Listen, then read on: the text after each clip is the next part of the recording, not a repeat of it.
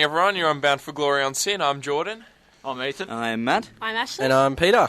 And, well, we're here for the first week of the finals. Yes, and it was a pretty exciting final last night, as we obviously saw Hawthorn beat Collingwood, which is a fantastic result for everybody that doesn't support Collingwood, of course. Yeah, well, it was an intense sort of first half, and then they sort of kicked away, which is what everyone really expected, because, well, Hawthorn are the better side, and they're going to go on and probably win the premiership if they don't meet Geelong. So yeah, quarter time and half time margins were pretty unfair. Like, really, it was much closer than, I think it was 2 goals at each of the break, or 3 at half time. It was much closer than that, I think.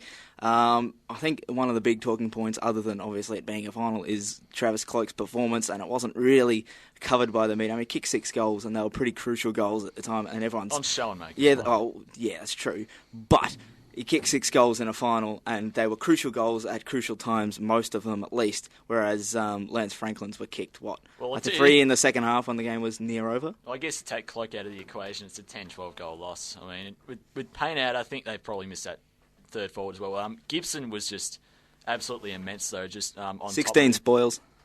He had 16 spoils for the game. It's just in that first quarter, just jumping over the top of Cloke, Dawes, and the forward line, just absolutely immense. I think they missed Goldsack for that reason. Probably would have drawn back to take Gibson. He was just immense.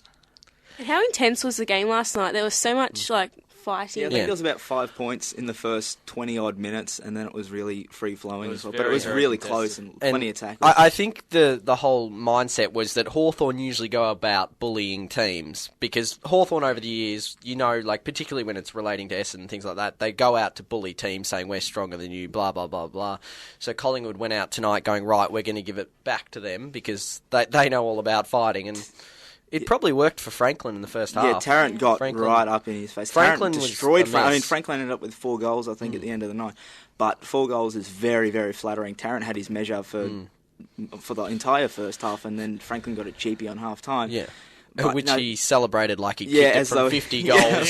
50 metres, won the game. Yeah, you would have thought so, but yeah, it's only 20 metres out straight in front. So it's not like... It's like the ones who kick goals from the goal square and then run around the field as if they've just won a grand final. I think you could say the game was pretty much lost in the midfield. I mean, if you look at the numbers of players like Swan and Beams that we're used to seeing high 30s from, I think they all got mid-20s or something along those lines. Well, I think Swan got 30, didn't he? Yeah, but he always gets 30. Pendlebury got 30. And Sidebottom got something like 30. But they were I mean, he finished with 70% disposal efficiency, Pendlebury, but they were real.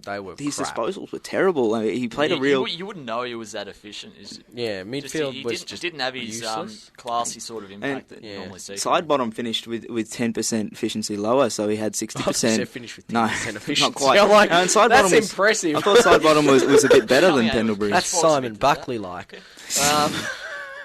But in all seriousness... You hate him. I don't hate him. He's a good bloke. That contradicts everything you've ever said about Simon Buckley. Andrew Cracker was really good, though. His second game back. It was a fantastic... 10 disposals, probably the most valuable 10 disposals on the field. He kicked 4 goals. Looked like he was probably the only forward to look damaging when he got near it, because he always looked to do something. He'd give it off to a teammate who was nearby damaging. I personally liked his last goal where he got kicked in the nuts by Alice, tripped over and went, I'd better kick this through. That was quite humorous. But he got reported for that, didn't he?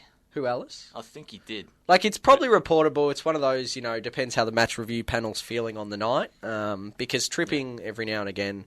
Yeah, it's low. It was tripping. We did see Dane Swan sided it early in the year. Yeah, he got.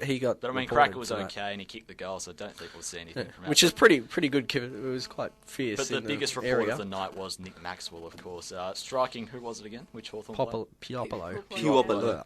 Who had to go off the field. Just had to be the guy you can't pronounce. Yeah, it was about 40 metres off the ball, and it was high contact, so it looks like he might miss 1 or 2 weeks, you would think. And Whitecross went down with, I believe it was his ACL. Yeah, yes, ACL. Yeah. So he'll even if it's a PCL or something less, he'll miss the rest of the season. Yeah. Which is, I don't think people really understand how much of a loss that is. I mean, they have a lot of players like Whitecross, but he's been very consistent all throughout the year, and I think losing him will be a pretty big loss. It was very innocuous as well. And given that Guerra plays that similar position at times, and even Young to an extent, they've lost sort of people around the same position, so that's starting to... Well, Ellis came back last night and he had a fair impact. He had 17 disposals, I think, but... pulled up a bit sore towards the end. And he did pull up a bit sore, but he had his impact. He's a good kick. He pushed forward as well, had run through the midfield. He was very impressive. Another one I thought that was quite crucial, and this is why it's even worse for the midfield, is the fact that Jolly really did a number on Hale. Oh, yeah, he was way on top. And yet, he had 49 hit-outs at the end. But... And that's the sad thing. The midfield was that pathetic. Collingwood play the winner of West Coast and North Melbourne, right? Correct. Not Geelong and Fremantle like some people seem to So think. what do they do from now till then? I mean, they lost by 30-odd... Pray. Bring in Simon Buckley. Disposal efficiency. Oh, lovely. But no, what do they do? I would bring in Goldsack. Goldsack will come in for Maxwell. He was injured, Sinclair wasn't he? for someone. Goldsack? If he was injured, yeah. If Maxwell doesn't get a week for the incident in which he was reported, I can't think of who it was on. But I'm not listening. I don't listen to what you people say. If he doesn't miss a week, will he be dropped? Because his second half performance was very bad. Be dropped.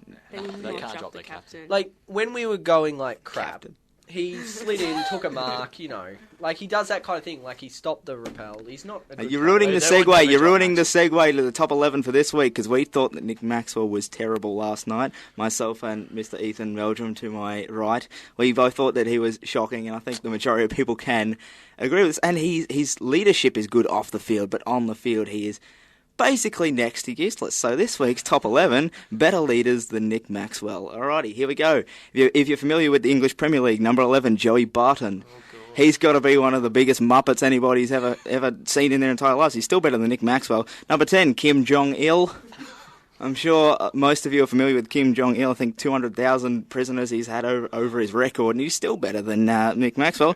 Number 9, Richie Vandenberg. Yeah, another one of those things where you're like, hey, he was a captain. What? Number 8, Lance Whitnell. But he was a captain. Again, I think we have him every second week, but he was a captain. What is that about? Number 7, Brad Green. Brad Green. So, yeah, he was captain. Probably one of the worst captaincies we've seen in a long time. Sub. Yeah, super sub. Number 6, Captain Zap Branigan from Futurama. He's more competent than Nick Maxwell. Number 5, Brad Haddon. Again, Australian cricket team. Yeah, that's bad.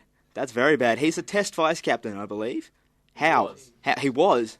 Okay, well, they've done something good by sacking him. Number 4, Brian Taylor, leader of the Channel 7 commentary team on Saturday nights. He's better than Nick Maxwell, and that's saying something.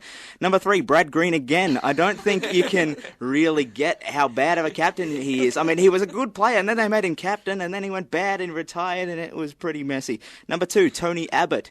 If that man leads our country at any stage, I'm just going to quit. I mean, I'm just going to open the door, just leave, and that'll be the end of it. And the number 1 for this week is Francesco Schettino. He was the man who captained the boat with about 4,000 passengers on it, crashed, and then left with all of them on board. In Italy, of course, because, did you get that by his name? Detective Craven? I did. Yeah, well done. And with that, I think we'll go to some SYN messages. Brain juice tip number 4. Never trust your host. All right, here we go. This is question number 6. Going to fill in the blank here. An apple a day Keeps the doctor away. Ah, no, it doesn't. That's stupid. You have to go to checkups. I'm not going to allow that one. That was a trick question. Brain juice, Saturdays from 3 to 4. Beware the evil quizmaster. Looking for a fun excursion? SYN offers exciting radio tours for schools, community groups and more. Learn about community radio and get hands-on producing your own podcast show in the SYN studios. Are you a student? Tell your teacher about SYN. If you're a teacher, go to syn.org.au/education or email training@syn.org.au. That's syn.org.au/education or email training@syn.org.au. Who wants to play video games? Radio Respawn! Radio Respawn. Saturdays 1 to 2 p.m. Getting insight from developers. Academy Award-winning Ben Britton, Tin Man Games. I'm Sam from Raptors Game. The media. Gaetano Pretia, editor at mmgm.com. Richie Plunker from the Pubbenham Geek. Also giving gamers the opportunity To discuss the latest and greatest in the gaming world, join Josh. Saturdays 1 to 2 p.m. For Radio Respawn. Sin's community for gamers. By gamers. You're back on Bound for Glory on Sin. Ethan, Matt, I believe you're going to have a big discussion about all the teams. Well, we're going to have a look at the bottom 10 teams for this year. Just go through every one of them, give them a rate, give them our opinions and thoughts on their season so far, and what they can do for next year, what the good signs were, bad signs were. So I think we'll just kick it off with Greater Western Sydney. I gave them a 6 out of 10 because they've had some very good, impressive young kids performing, and I think they're recruiting at the start of the year with the leaders in power, Corns, Brogan, McDonald.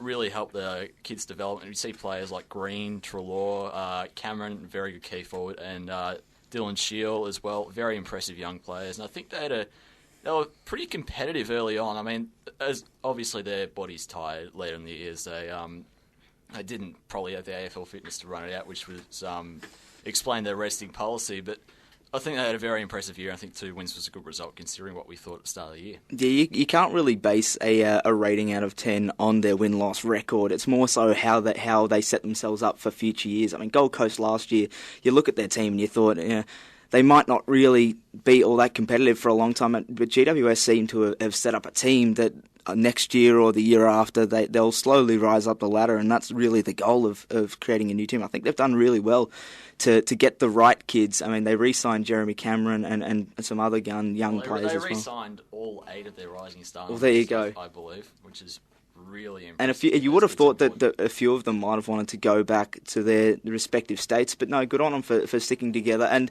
I think that's sort of the unity as well, and the players are obviously dedicated to the club if they're going to re-sign, and that's a good sign for them, definitely.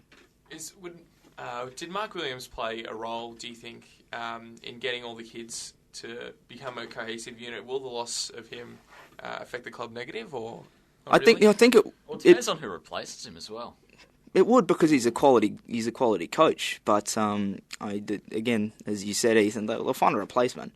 Well, it just depends on who that is, but I think we can move on to Gold Coast, who probably didn't have the year we thought they would. They only had 3 wins on the board, percentage of about 60. We really thought, really good young kids from last year, really thought they'd take a step up, but not so much we would have thought. Ablett, again, was probably in Brownlow form as well. And kids like Bennell had an incredible year, probably finished second in the club champion by a fair way, you would have thought. Matera as well, came back from injury, had a good year. Mackenzie, Caddy, it just probably wasn't a consistent year. I mean, their effort later in the season against teams like Geelong, Brisbane as well, very good games. And, of course, their win against Richmond was fantastic. But, again, they had some injury troubles, and I think that did hurt them a bit as well. Yeah, I think you've rated them as a 4 out of 10. I think that's pretty much spot on. And the worst thing about that is you look forward to 2013 and you say, this team really don't look all that threatening. Whereas, as I mentioned before, GWS, they have that X factor about them. They're structurally built to win games. Whereas Gold Coast seem to have, okay, let's get as many good players as we can and cram them in rather than worrying about structure. You mentioned there's some senior figures that were really bad. That's the biggest negative of the year. Yeah, Campbell Brown, honestly, I don't think I've seen a worse season from somebody who's meant to be leading in a group. It's basically a group of kids. Someone who's on a hefty contract as well. That's it. I mean, he was rubbish this year. Let's be honest, he was terrible. And I think he got rubbed out for 6 weeks to start. He's going to be starting his season as early as round 7. So look, and it's not good enough from a senior player, really. And Jared Brennan as well. He got dropped twice, I think, during the year. It's funny because at Brisbane he was a fantastic player and everybody swooned over his ball control and his ability to pinpoint passes, 20-metre passes. He was one of the best kicks in the competition. Now he's just a butcher, and he's not much more than a butcher. And Riscatelli hasn't rediscovered his form either. No. So do you think it's a strength of GWS that they have less senior players than Gold Coast so they can develop more? Well, I think they've got better ones. Yeah. Players like McDonald, who was a former captain. Who else? There was Corns, who was a good leader. Brogan as well, helping the development of players like Giles. They got that group of 20 to 22-year-old players that will be good as well. And they picked up Ward, who won their best and fairest award. Yeah, Some other guy they picked up too. Yeah, a certain... Some guy that might be on a little bit of a contract. $2 million for every fourth place in the best and fairest. Yeah. And how did he even get fourth over Giles? That's astonishing to me. How do you even get a vote? He's a tagger. He's a $2 million tagger. He wasn't that great this year. He's a $2 million Cameron Ling. That's a bit harsh on Cameron Ling, don't you think? Anyway, I think with that we better move on to the player in Topic's former team, Melbourne. I gave him a 3 out of 10. Really, they did go backwards this year. I think we have to admit that. Neil looks like a good coach, but the players like Maloney, Sylvia had a poor start to the year. Martin wasn't really in it as much. Pettard, just players like that, just going backwards who are probably important to their team's structure, just not having the years or improvement they should be having. 3 out of 10. I gotta say that's pretty harsh. And considering they lost Clark as well. I mean, they look quite good with Clark in the team, and when they're going to get Clark back, it's going to be they'll look relatively damaging. But even when Clark went out, they still went forward, and you could tell. And they lost a few games simply because they didn't have that big presence. And whereas if you think that if they had Clark in the team, they'd probably win those games. So yeah, I think 3 is a pretty harsh call.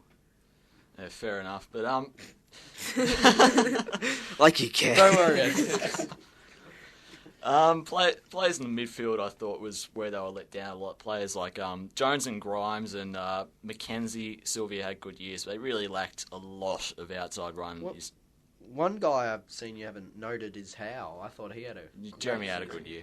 Yeah, I thought he was really impressive, even though, when he's by himself, he jumps 2 metres in the air anyway. Doesn't need to. But... While we're on the topic of Melbourne, I got to say, if Jack Watts doesn't have a good season next year, I got to say they've got to think about his future. He's been pretty good for the last 2 seasons.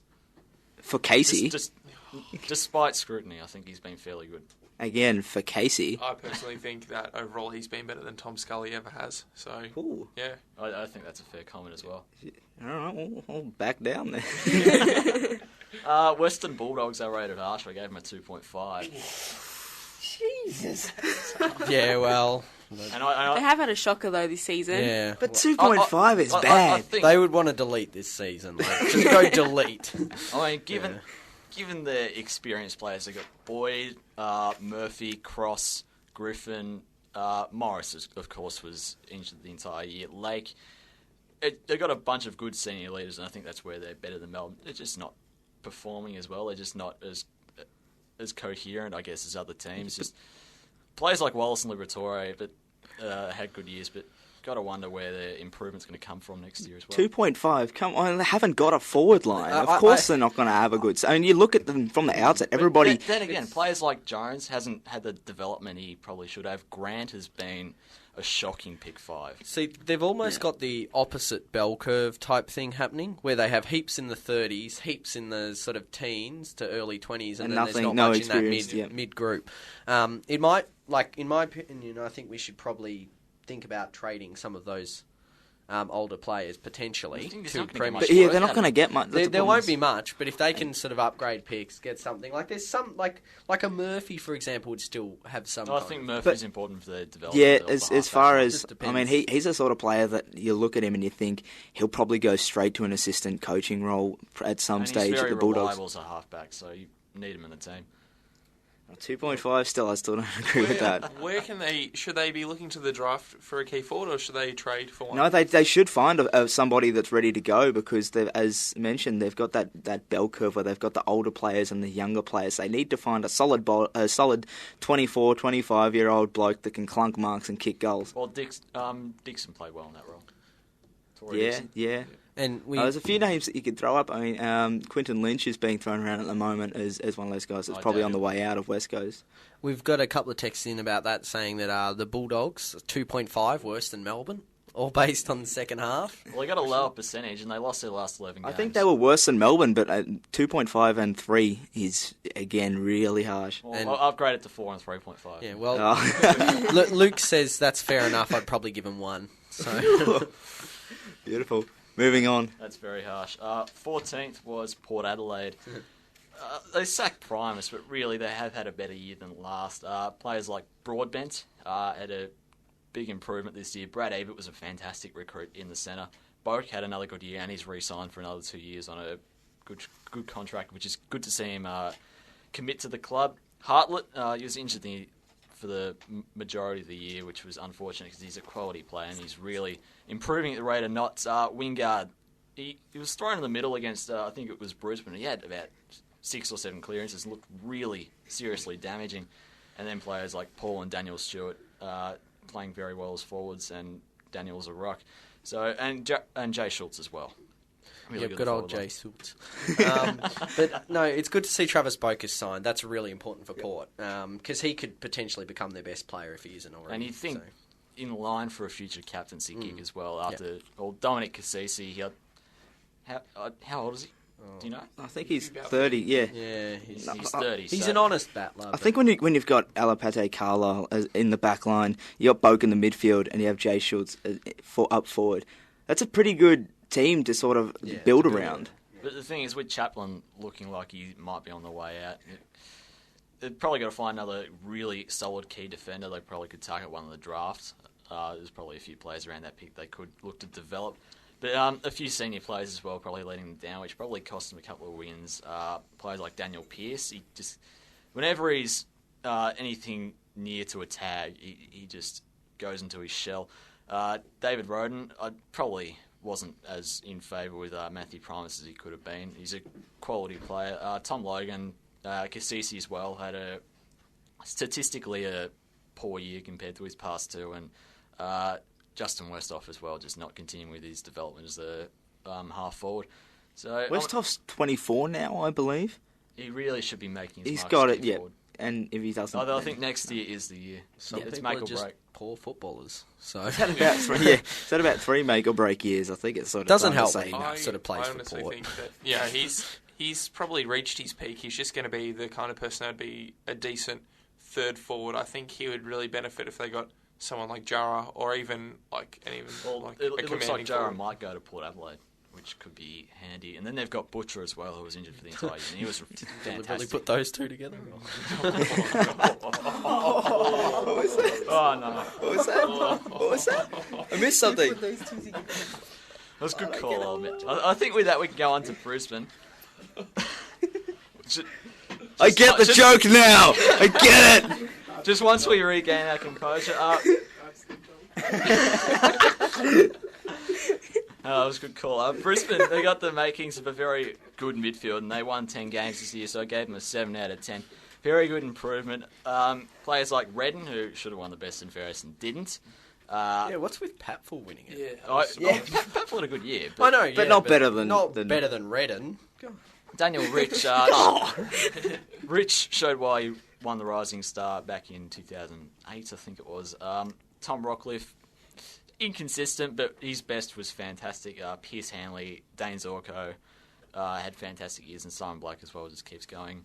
Keep on keeping on.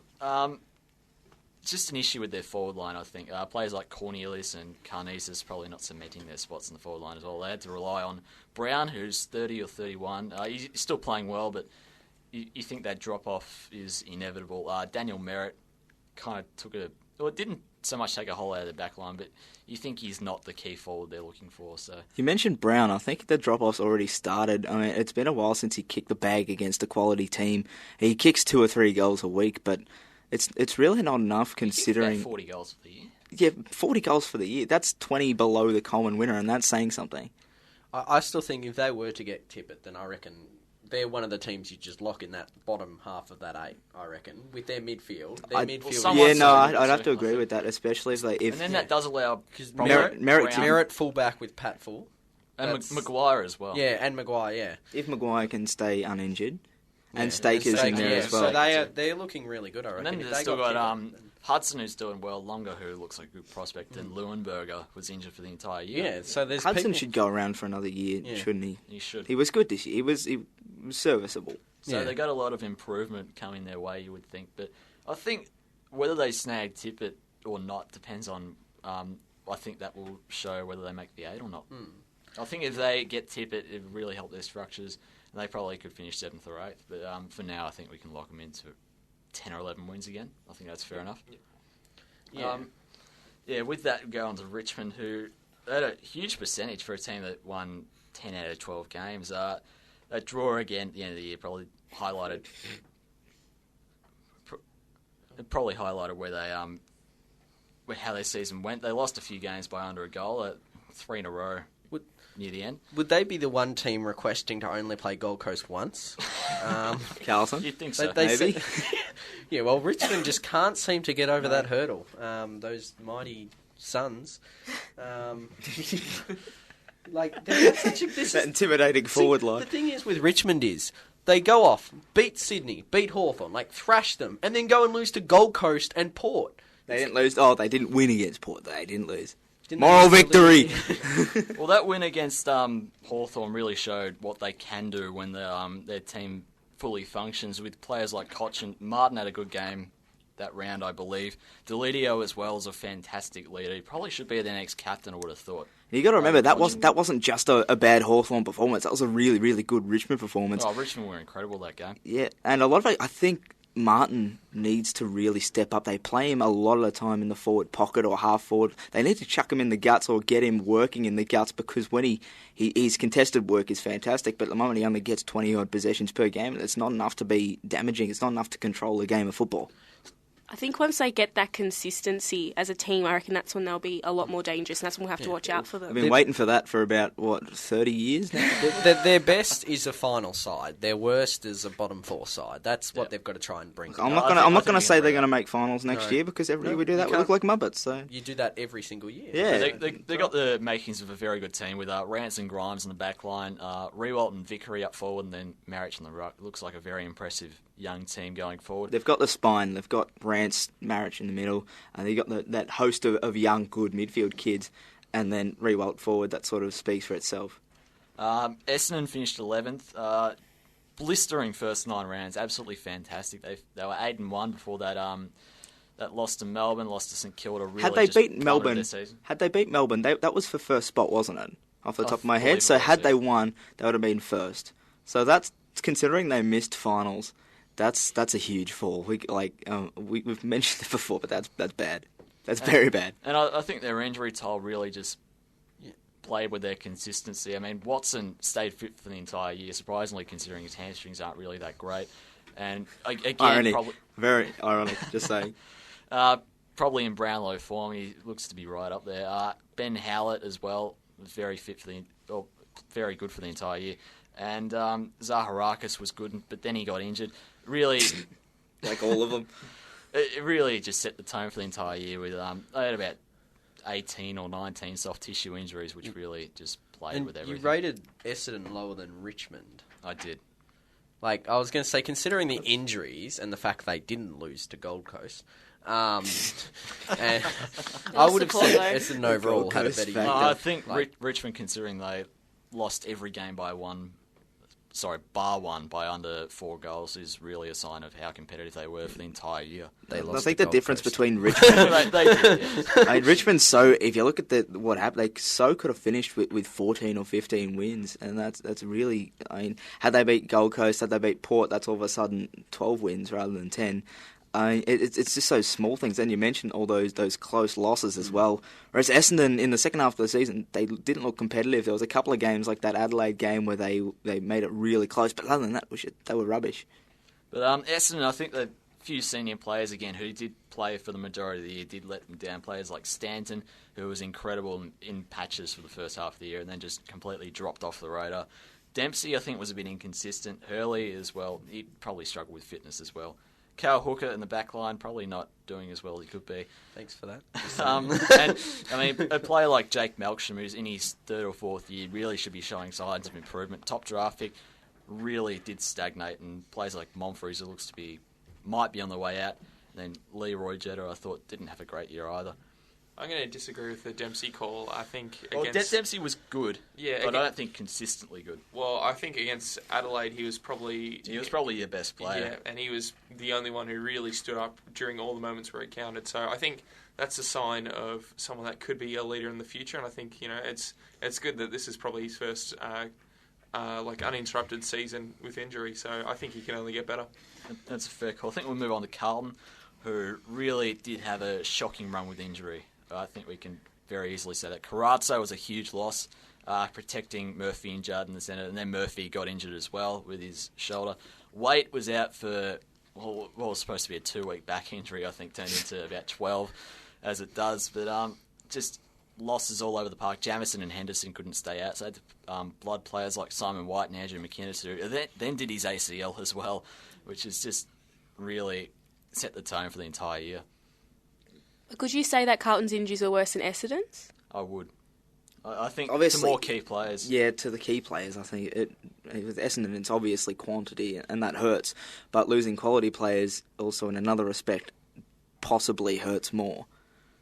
And especially because it happened to a lot of backline players, which is where Carlton can often be scored against heavily when Carazzo isn't there, and when you don't have Henderson down there as well. It can be a real issue. There were still some very good signs. I mean, Murphy's form when he wasn't injured was still fantastic. McLean, when he came back in the side, really cemented his spot. Sack him. He was really impressive. Simpson as well, very good for the entire year. Armfield, I thought, had a real impressive year. Provided a lot of run and dash to the midfield and did hit the scoreboard fairly often. And Waite as well, when he was up forward, looked very impressive. And then they had a few players they did bring into the side just because of injury. Players like Tom Bell looked fairly comfortable. Levi Casbolt looked very good up forward. Player like Matthew Watson looks to be a very good prospect in the back line. Andrew Collins as well from that Sean Grigg trade. It looked good. What happened with Collins? Yeah, I believe he got injured. Yeah. Yep. That's just wow. Yeah. That's pretty much their entire year. But I think it looks like they'll snag Malthouse, and I think they look like they can just rocket back up in the finals. And with that, St Kilda finished 9th, took Richmond's spot. Players like not cool, St Kilda, not cool. I think they had I think Waters had the right idea with players like Hayes and Rewalt, Del Santo. They're all getting up towards the wrong side of 30. And then blooding players like Nunes, Sipos, Cripps, and Ahmed Saad, the man with the longest set shot in the game. Absolutely, really good moves. And players like Sean Dempster, probably when they're best and fairest, I think deserves All-Australian selection. He's been named in the squad, which is a good start. So he's been fantastic off half-back. And players like Jack Stephen and David Armitage look to be the leaders in the 24-25 bracket for the future. I think they had a very good year, and their percentage of 123. I don't know where that stands on the biggest percentage to miss the finals with, and they finished 12-10 as well. Most years prior to the expansion, that would have got you finals. Yeah, they were of all the teams, they were the one that was unlucky to miss. But there's always one or two that's unlucky to miss. But yeah, they definitely take the cake as far as teams that could have been in the finals and weren't.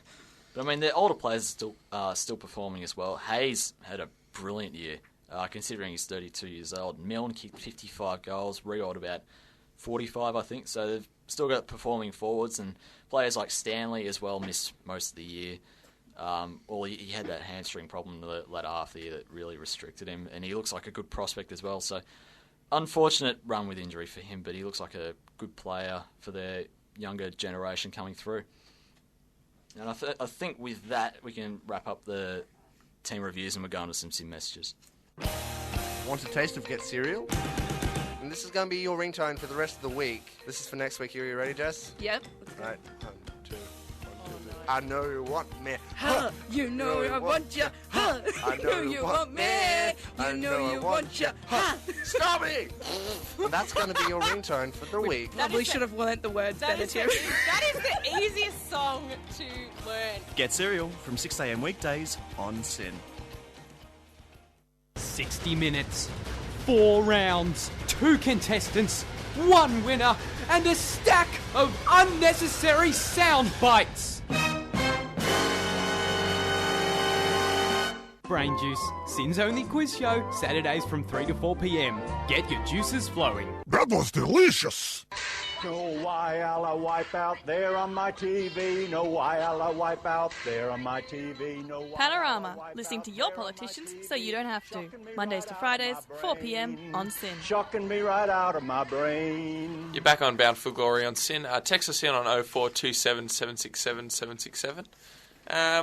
I think, have we got any messages in? Or Well, we've got one from Davis saying about the Lions that Rich won the Rising Star in 2009. The whole year was so much better for the Lions. Now they need more targets. Merritt's not a key forward. Yeah, I think we can all agree with that. And the other text we had in was, Richmond expects so much, deliver so little, and fall in a heap. Which, rinse and repeat for the past 20 years. Copy paste next year. Yep. All right. Well, we're going to be talking about the key to premiership success. Obviously, we all know finals is a completely different game from the home and away season. It's all about pressure and contested possession. I think everyone obviously is on the Hawthorn bandwagon at the moment because they're probably the best team in the competition, and what makes them that is just the way they play. That's so attractive to watch. They just break the lines and they get into space. But I think against Sydney, I think everyone noted that the way to shut them down was to just completely play man on man. Stay with them the entire game, not let them get any space. And for that reason, I think that Hawthorn may be susceptible to losing in the prelim. Even if they don't play Geelong, I think that a team like Sydney or Adelaide could potentially beat them because of the way they play. They can play really good shutdown roles. Well, Sydney and Adelaide are the top two contested possession teams in the league, so I think if anyone can stop them, as well as Geelong, who seem to have a thing just loving beating them, they've won 9 in a row now, haven't they? I think since the grand final, which is a very good record. I think they're the teams that can topple Hawthorn. I think there's probably the draw doesn't favour them at the moment. I think one thing that we also really need to note is their defence. Last night, Cloak kicked 6. Gibson's been fantastic all season. Still don't understand why he wasn't in the All-Australian squad. I mean, Tom Lonergan had a really good year. He's a fantastic player, but I don't think he had a better year than Gibson. Neither did Enright. We were mentioning pre-show, if Hawthorn played the game that they played last night against a team like Geelong, where their second and third forwards can kick 3 or 4 goals, just the click of the fingers. There was Dawes who kicked 1 goal and has been in poor form, but all of a sudden if that 1 goal turns into 3 or 4 or 5, it's a much closer game. So Gibson was fantastic, but Sean Makers needs to be much more accountable for his man one-on-one rather than depending on that third man in Gibson coming over for the spoil. Absolutely right, and also their small defensive stocks. Obviously Guerra out, Whitecross, I think he's better as a forward, but he could play back if he needs to. I think if they were playing, for example, if St Kilda were in the finals, I think Milne would be able to go up and kick 6 against them. So, is there anyone who is their most likely prelim opponents? Do you guys think? Well, it's likely to be. You'd think Geelong would beat Freo, so it's going to be in Adelaide, Sydney, or Sydney. Sorry, Adelaide or Sydney. They're playing the semi-final, so it's going to be the winner of that. So. Now that we've said that, you watch Fremantle, but just playing the prelim. We've told you. But you think someone like Geelong with their, you think someone like Geelong with Stephen Motlop, Chapman, Johnson could damage them? Absolutely. Sadly, as I mentioned, sorry to cut you off there, but as I mentioned, the second, third, fourth forwards are the ones that can damage you for Geelong. I've been saying for ages that I rate Tom Lonergan as one of the best stoppers in terms of key defenders in the league. He takes best forward every week. Every week. Yeah, well, Taylor's more of a creative type, but in terms of on your man, try and manning up, I rate Lonergan higher. And there's Mackie as well. People forget about Andrew Mackie. He's very good. Yeah, I think Tom Lonergan, if they play against Hawthorn, I think Buddy will be restricted to less than 2 goals against him. He's just, I think he is honestly the person who can match up against Buddy in the best in the league. Buddy kicked junk time goals last night. Let's not forget that. He kicked one that was a cheapie on halftime that was gifted to him. He was shut out completely by Tarrant, and he kicked goals when the game was next to over. And you can't really listen to a Hawthorn game when Bruce is commentating. No. Let's face it. No. Every time Franklin goes near it. Cyril tried to soccer the ball off the ground in the goal square, missed it, and Bruce still got excited. Yeah, it was pretty bad. But he even coined the phrase "tasty" last night. Oh no, tasty. That is mine. Tasty is that's my catchphrase. I like that. Copyright. Sue, get mad. All right, with that, I think we actually going to be talking about the face palms of the year. Oh, yes. Facepalms of the week. Well, we need a whole show, sorry. Been they've been quite a few this week, let alone this year. So there's been a few things this week that made me just think, what on earth were people thinking? So the first one would probably have to be the announcement of Collingwood's jumper technology next year. So earlier in the week, Collingwood announced that in 2013 they'll be wearing customised, tailor-made football jumpers to give them an advantage over opponents. So the aim is to enhance their playing performance with the jumpers tailored for the individual. So there's no sizes. It's tailor-made for the individual. So, for example, players that say they prefer more of a V-neck, they get more of a V-neck on the jumper. That's ludicrous, isn't it? And this is going to increase their performance. How? Well, this part I can kind of understand. It's also tailored for the position they play. So defenders have tighter jumpers in order to break tackles. Forwards have looser jumpers so that they're unrestricted in marking contests. So Chris Dawes is going to wear a looser jumper. Does that mean he's going to be able to kick goals from 50 on the boundary line? Oh, well, apparently. Yeah. Ask Collingwood. I think I'll tell you about it. Well done, Collingwood. It's also tailored to the weather conditions, so that makes sense. A lighter jumper in hotter conditions, etc. So the thing that sounded pretty absurd to me when I heard it, but I'm like, that makes sense. Collingwood want to get an advantage. They do the Arizona thing and what else they do. But the thing that just made me go, what on earth is going on, is when Collingwood Chief Executive Gary Pert said that each jumper is tailored for each player. It's a bit like a wedding dress. There are a few fittings during the year. We mentioned Chris Dawes, so that also applies at the same time. What kind of... Yeah. Oh, I don't even know. We'll be better because it'll be like we're wearing wedding dresses. Intimidating. You excited? Pete, you're a Collingwood supporter. You're shaking your head. Are you pumped? Oh, I like the idea, but I don't... Of wearing wedding dresses? No. Oh, God. Well, then, They've already got the whole black and white theme going, so, weddings. Then we'd be playing like Port. Ooh. Bulldogs. Bam. So another facepalm moment for me for the week was regarding AFL members and finals tickets. So tickets for AFL members went on sale on Tuesday for last night's game. So the tickets for last night's game sold out relatively quickly and many members missed out. And the main reason was for this was because in addition to their own ticket, each member is able to purchase 4 guest passes. So there's a maximum of 16 tickets per transaction that can be made. So there was a huge uproar from members who missed out on tickets because of these guest passes, as they believe it's unfair. They pay for their membership, they should get priority. Many people believe that 4 guest passes is just way too much. Others think that there shouldn't be guest passes at all because the tickets would sell out with just the members anyway. This happened to me last year with the Carlton-Essendon final. It's not fair, really.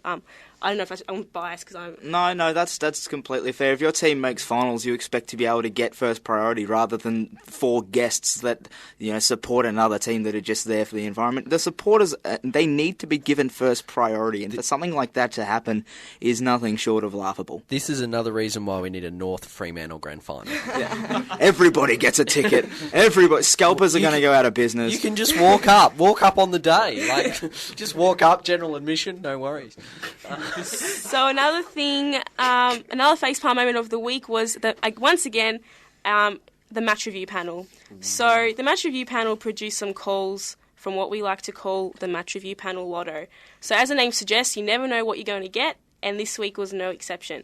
So Stevie J got a week for his bump on Dan Hanbury. Most common opinion was that it was pretty weak. But there was also an uproar over the incident that occurred afterwards when Stevie J lifted Hanbury from the ground and he didn't get penalised for that at all. So a couple of weeks ago we saw Joel Selwood get a reprimand for pushing his brother onto the ground after being bumped because according to the AFL he could have caused more damage to an injured player. So what's the difference? There is no difference, but they're both wrong. Well, to be fair, I found that Stevie J incident hilarious. Oh, you I could did literally too. see what he was thinking. He bumped him and went, oh crap, get up. No, it was Hanbury. Hanbury obviously went down and it was soft. I think Stevie J was just doing a get up, you're soft, get up sort of thing. I mean, it was weak. He brushed his stomach. I mean, players, they do warm-up drills where they bump into each other harder than that. I mean, it's entirely Russian roulette, isn't it? Yeah, pretty much. Embarrassing. So... Another one, these facepalm moments have been happening all week. It's been a bad week. They've been I've been adding them to this list. So, rising star this week, Daniel Talia got named. Congratulations to Daniel Talia, worthy recipient of the award. But the AFL website and the Adelaide website happened to name Daniel Talia as the recipient of the award 15 minutes before it was formally announced. Suspense! So the fans knew that Talia had won the award before Talia had won the award. As someone had tweeted, I can't remember who it was, you better hope that Talia wasn't on Twitter, otherwise he would have known he won the award. Imagine his phone going off. Congratulations, Daniel. Wait, what? Just mid-speech in the back of the hall. Another one was, this is completely speculation at the moment, but it is speculated that last week, Mark Williams, after the last GWS game, because he's taking a job at Richmond as I think an assistant, is it? Yeah, development role development next year. Apparently, after the GWS game, Mark Williams walked into the rooms and just said, "Thank you very much. See you later," pretty much, and just walked out and kept walking. And there was a car there ready to go, and he pretty much jumped in and left. And beautiful, like a boss, stylish. Yeah, we got a text in regarding another facepalm moment. It was Adrian Anderson's performance on the couch. I didn't catch that. No. Wow. Yeah, we're hearing from our producers that it was bad, so we'll roll with it. And the other one last night, yes. Ashley. So the last facepalm moment for the week, if there's no more, I'm sure there is. I'm sure there will be plenty more. Matt, why don't you talk about it? You wrote an article about it on Bound for Glory News. Just during the telecast last night, it was a great match, and then there was a poor decision made by the umpires in which Lee Matthews, who is on the rules committee, was questioned about it, and he said, I quote, "Just because I'm on the rules committee doesn't mean I know all the rules." And That's shocking. I mean, who does know the rules then? If the rules committee don't know the rules, I mean, the biggest suspicion we have as supporters is, and we sort of hope that the top half know what they're doing. If they don't know what's happening, then what's the point? Why bother? I mean, just give the guys the umpires a whistle and tell them to blow it a few times every now and then, and give the ball to some of them. Just, I don't know, if there's a contest, pull it out of a hat. I don't friggin' know. Like, if nobody knows what they're doing, what's the point of having a committee? Is the bottom line. I just pictured them sort of standing there with that. Yeah, every time there's a tackle, blow the whistle. Hang on, guys, I've got the hat. Goes up to the player. Come on, I've got the hat. One out. You want to? No. Look, a coin toss for who gets to pick out the result. How's that? Gee, guy, and with that, I think we'll go to some Gary Ablett. It's only the one option. Yeah, free kick. I might have to talk to Andrew Walker, Matt. What? What's that about? Oh God. With that, we'll go to some sim messages and we'll come back and preview the remaining finals of this first week of finals. Here at Bring On the Sunshine, we pride ourselves on song announcing accuracy. We're going back a little bit now. Bit of Johnny Carter now and June Cash with Jackson. Flog. No, actually, Simon, you're a flog.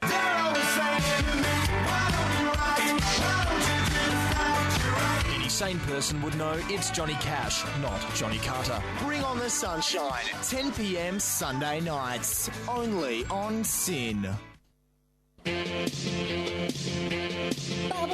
Iyo. Saturdays 5 p.m. on Sin. Saturdays 5 p.m. on Sin. 90.7 FM and digital radio. Digital radio. Or live stream us at syn.org.au. syn.org.au. Iyo.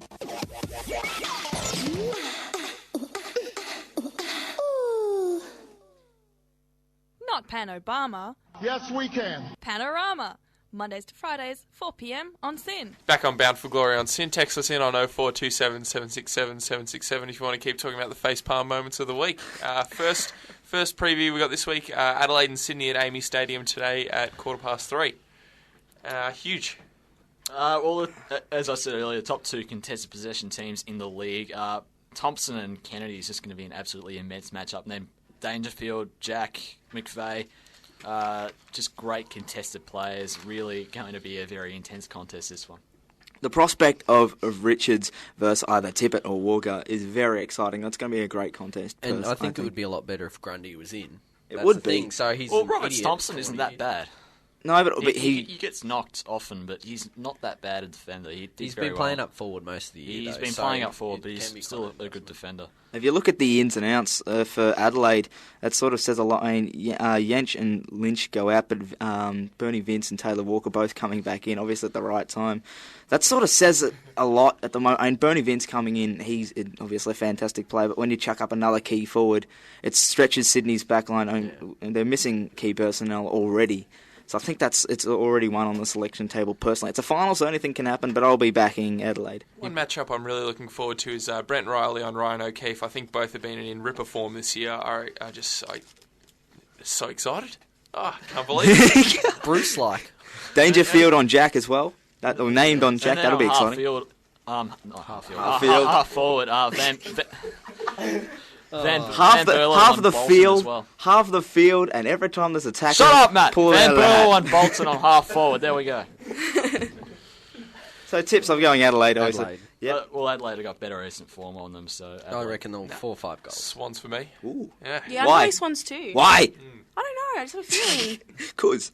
Just because. I drew it out of a hat. The other final tonight, which Swans aim the first on fire. Yeah, the first elimination final of the week, Geelong Fremantle at the MCG. I thought it was at Etihad. Well, there you go. I really haven't been paying that much attention. No, they're at the Nothing MCG. new, mate. No one wants to play at Etihad. Dawson on Hawkins. Sorry, I just saw that. That's fantastic. North, yeah. They got Geelong Silvani back. Do you know as well? Yeah, Richo tipped Fremantle this week. That was a nice laugh. Yeah, also Brad Johnson tipped the Bulldogs last week.